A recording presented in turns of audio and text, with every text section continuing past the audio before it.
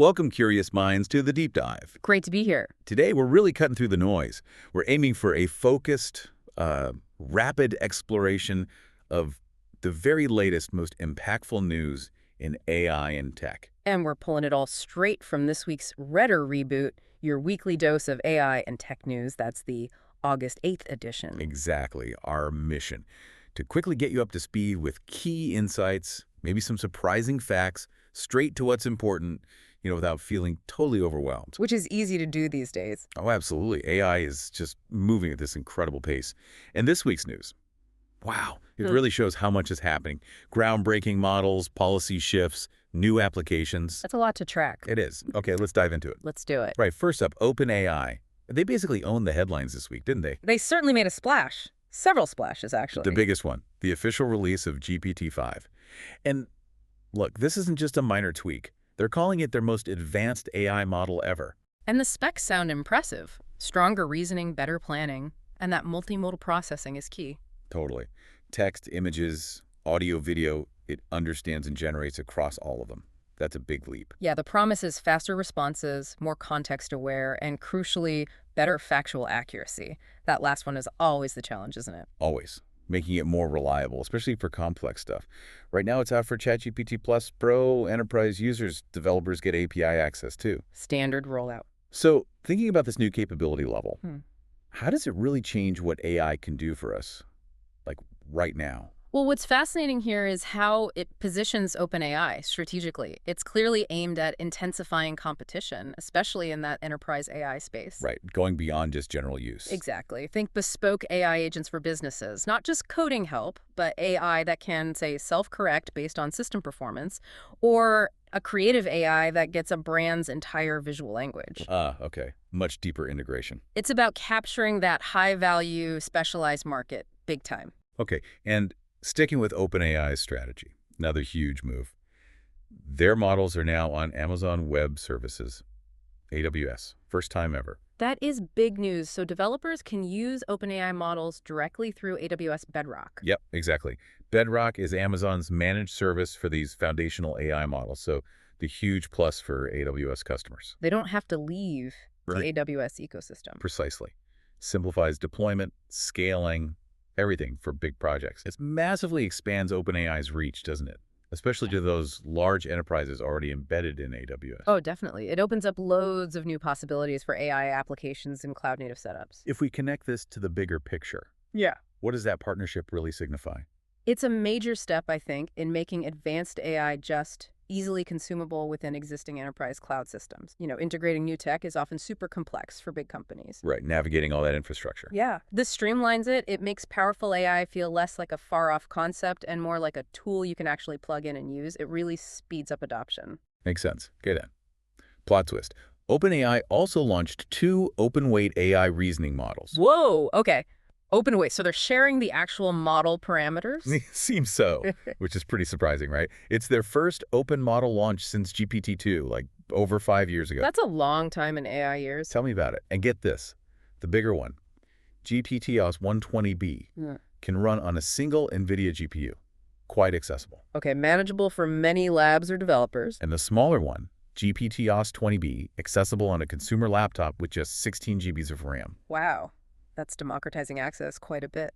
So what does this shift towards open models mean for the community, for innovation? That's the big question, isn't it? It really makes you wonder about OpenAI's evolving strategy. They built their reputation on these massive, closed, proprietary models. Right, the cutting-edge stuff kept under wraps. So this move, maybe it's about fostering a wider ecosystem or responding to the open source community's momentum. Could be. It's this interesting balance, isn't it? Keeping their lead with proprietary tech, but also contributing openly. Suggests a pretty complex, maybe multi-pronged approach to staying dominant. Fascinating to watch. And just to round off OpenAI's huge week, the money, reports of a massive funding round. How massive are we talking? $8.3 billion, pushing their valuation to a reported $300 billion. $300 billion, good grief. That puts them way up there among the most valuable startups globally. Right. Huge investor confidence. Obviously, that cash is expected to fuel more R&D, bigger models, better infrastructure, you name it. They'll certainly have the resources. But hey, OpenAI wasn't the only player making big moves. Competition is heating up. Anthropic. You got it. They launched Claude Opus 4, positioning it right against GPT-5. Direct competitor. What are they highlighting? Similar promises, really. Improved reasoning, faster responses, better performance on complex tasks, coding, research, creative What's writing. the availability? Also via Amazon Bedrock, their own API, and some partner integrations. Okay, so similar channels. So what does this all mean?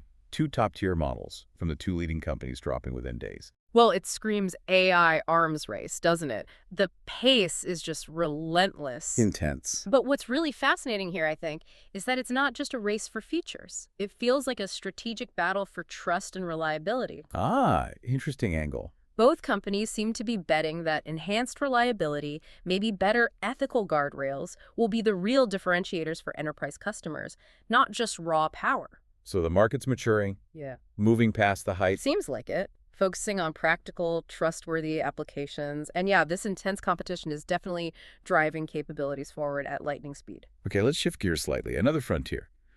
Google DeepMind's Genie 3 world model. This sounds different. It does. Very ambitious. Designed to simulate and understand complex environments. And DeepMind is talking about it as a potential stepping stone towards AGI, artificial general intelligence. That's the holy grail, isn't it? AI that can learn and adapt broadly, like humans. So what can Genie 3 actually do? Well, it can apparently generate interactive virtual worlds just from simple images or sketches, and predict changes within them in real time. Wow.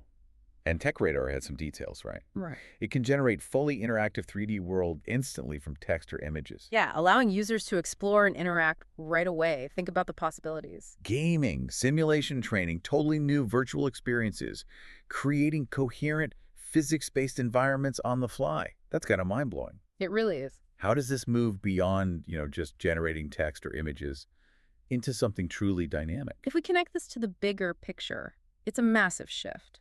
From static AI outputs to dynamic, interactive understanding of environments. Understanding, not just create. Exactly. That ability to comprehend and predict within complex virtual worlds, that's fundamental if you want to build AI agents capable of general intelligence.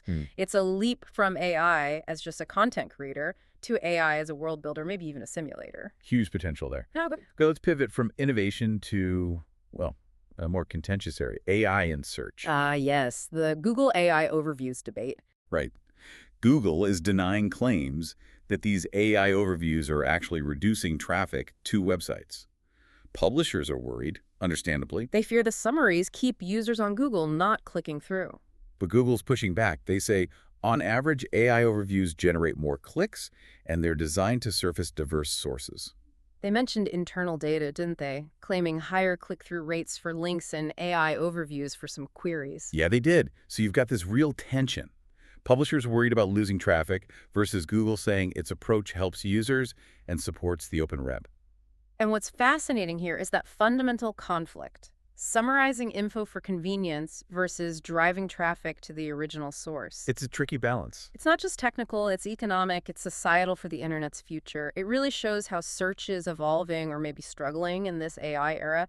That negotiation between platforms and creators is ongoing. Absolutely. Now, broadening out again regulation, the EU AI Act, that's looming, Grove. Indeed, set to take effect in 2026. It's a landmark piece of legislation. And the core idea is this risk-based framework. Exactly. Aiming for safety, transparency, accountability, while still trying to foster innovation. It's a balancing act. How does the risk thing work? It classifies AI systems into tiers minimal risk up to unacceptable risk.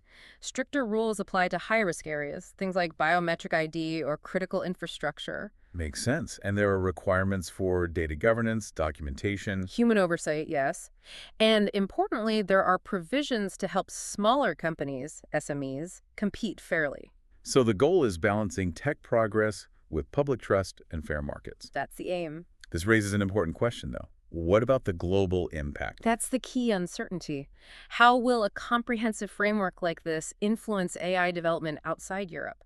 What challenges does it create for global companies navigating different rules? Yeah, international collaboration could get complicated. It's a complex puzzle for businesses and policymakers worldwide. We'll be watching how that plays out for years. Definitely one to watch. Yeah. And finally, on a more immediate cautionary note, security. The Google data breach news. Right. Google confirmed a breach involving a Salesforce database. Hackers got access to some customer data. Yeah. Not a direct breach of Google systems, though. It was through Salesforce. Correct. A phishing attack targeting Salesforce employees seems to be the route in. Compromised info included names, contact details, some support case content for certain clients. Sensitive stuff. But, crucially, Google says no passwords or payment info were compromised. Affected customers have been notified. Still, it's a stark reminder, isn't it? Absolutely. Even the tech giants are vulnerable. Underscores the need for robust security everywhere. For everyone. Constant vigilance required. Okay, looking ahead now. Some emerging applications making news. Apple's reportedly developing its own AI answer engine. Apple entering the fray more directly. Competing with Google's AI overviews, ChatGPT. Seems like it. Designed to fit right into the Apple ecosystem, concise, context-aware answers across your devices, your apps. And the motivation. Reducing reliance on third parties. That seems key. Plus, offering a more privacy-focused alternative. Probably leveraging on-device processing more. Keeping data local. The classic Apple play.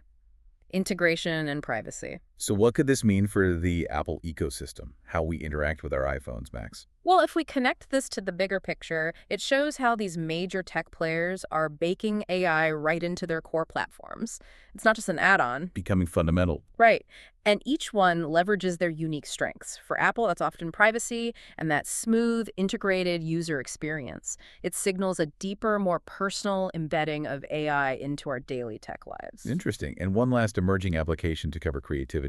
11 Labs launched an AI music generator. 11 Labs, known for their voice AI, right? Moving into music now. Exactly. Expanding their portfolio. And their unique selling point. They claim the music generated is cleared for commercial use, royalty-free. Okay, that's potentially huge for creators. Totally. Users can generate tracks, different styles, lengths, and the system supposedly ensures it's free of copyrighted material. Who's the target audience? Content creators, advertisers? Yep, game developers too. Anyone needing quick, affordable music without the legal headaches. So it's broadening their reach beyond voice into new creative areas. Generative media is definitely a hot space. For sure. Wow. Okay, let's try and unpack this week. It's been incredible. Truly. The breadth is something else.